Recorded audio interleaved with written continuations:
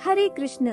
भाद्र मास के शुक्ल पक्ष में आने वाली एकादशी का नाम है पारस्व एकादशी। हर माह में 2 एकादशी तिथि आते हैं। हर मास की एकादशियों का अपना ही खास महत्व माना जाता है। देवशयनी एकादशी से भगवान विष्णु 4 महीने के लिए सो जाते हैं, इसलिए इन 4 महीनों को चतुर्मास भी कहा जाता है। और धार्मिक कार्य, ध्यान और भक्ति में अग्रसर होने के लिए यह 4 महीने सर्वश्रेष्ठ बताया गया है। आषाढ़, श्रावण, भाद्र और अश्विनी यह 4 मास चतुर्मास के नाम से जाने जाते हैं। और ऋतुओं में यह काल वर्षा ऋतु का होता है। भगवान विष्णु 4 महीनों के लिए सोते हैं और देवउठनी एकादशी के दिन ही जागृत होते हैं। लेकिन इन 4 महीनों में एक ऐसा भी समय आता है जब सोते हुए भगवान विष्णु अपनी करवट बदलते हैं, और यह समय है भाद्र मास के शुक्ल पक्ष की एकादशी तिथि का। इसलिए इस एकादशी को परिवर्तनी एकादशी भी कहा जाता है।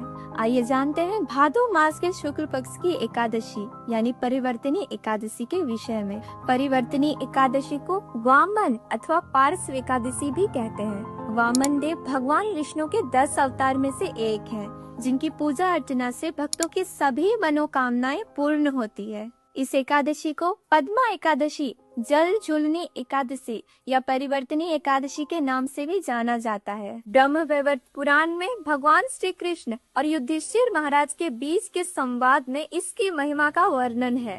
युधिष्ठिर महाराज भगवान श्री कृष्ण से कहते हैं, हे जनार्दन, भाद्र मास के शुक्ल पक्ष में आने वाली एकादशी का क्या नाम है? इसको पालन करने की विधि तथा इसके विषय में विस्तार पूर्वक बताएं। यह सुनकर भगवान श्री कृष्ण ने कहा, हे राजन, इस एकादशी का नाम है पारस्व एकादशी। इस एकादशी के केवल महात्म को श्रवण करने से ही व्यक्ति सारे पापों से मुक्त हो जाता है। वाजपेयी यज्ञ के करने से भी अधिक फल इस व्रत के पालन करने से प्राप्त हो जाता है। इस एकादशी को जयंती एकादशी भी कहते हैं। इस दिन व्यक्ति को मेरे वामन रूप की उपासना करनी चाहिए, जिससे व्यक्ति को आध्यात्मिक जगत की प्राप्ति होती है। जो कमल नयन भगवान का कमल से पूजन करते हैं वे अवश्य ही भगवान के समीप जाते हैं। और जिसने भाद्रपद शुक्ल एकादशी को व्रत और पूजन किया, उसने ब्रह्मा विष्णु सहित तीनों लोगों का पूजन किया, ऐसा समझना चाहिए। अथवा हरिवासर या एकादशी का व्रत अवश्य करना चाहिए। इस एकादशी के दिन भगवान मधुसूदन अपने बाएं से दाएं करवट बदलते हैं। इसी कारण इस एकादशी को पार्श्व या परिवर्तनी एकादशी कहा जाता है। युधिष्ठिर महाराज ने पूछा, हे जनार्दन, मेरे कुछ प्रश्नों का समाधान करें। हे देव देवेश्वर, आप किस प्रकार सोते हैं अथवा किस प्रकार अपना करवट बदलते हैं? चातुर्मास के समय क्या करना चाहिए और इस समय दूसरे लोग क्या करते हैं? आप बलि महाराज को क्यों बंधन में रखते हैं? हे स्वामी, आप कृपया मेरी यह शंकाएं दूर करें। भगवान श्री कृष्ण ने कहा, हे राजन, अब आप सभी प्रकार के पापों को नष्ट करने वाली इस एकादशी की कथा का श्रवण करें। त्रेता युग में असुर कुल में जन्म बलि नामक मेरा एक भक्त था, जो सत्यवादी, दानी तथा ब्राह्मणों की सेवा करने वाला था। अपने परिवार के साथ वह सदैव मेरी पूजा अर्चना किया करता था। उसने ब्राह्मणों की पूजा तथा अनेक यज्ञ भी किए थे, जिससे वह इतना शक्तिशाली बन गया कि उसने इंद्र को भी पराजित कर दिया और स्वर्ग का राजा बन गया।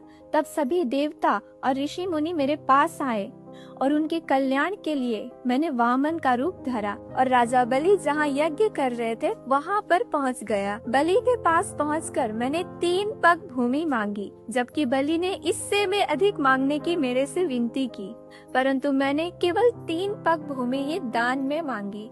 और राजा बलि ने दूसरा कोई विचार किए बिना मुझे दान में 3 पग भूमि दे दी। और फिर तत्काल मैंने महाकाय रूप धारण किया। इसके एक पग में 7 पाताल, दूसरे पग में आकाश के साथ 7 लोकों को दान में ले लिया। और तीसरा पग रखने के लिए जब मैंने जगह मांगी तो तीसरे पग के रूप में नम्रता पूर्वक बलि ने अपना सर मेरे समक्ष रख दिया। उसके विनम्रता से प्रसन्न होकर नित्य उसके साथ रहने का आशीर्वाद मैंने उसे दे दिया। उसी एकादशी के दिन वामन देव के विग्रह की स्थापना बलि महाराज के निवास पर हुई और मेरा दूसरा विग्रह क्षीर सागर में अनंत शेष के ऊपर विस्थापन करते हैं।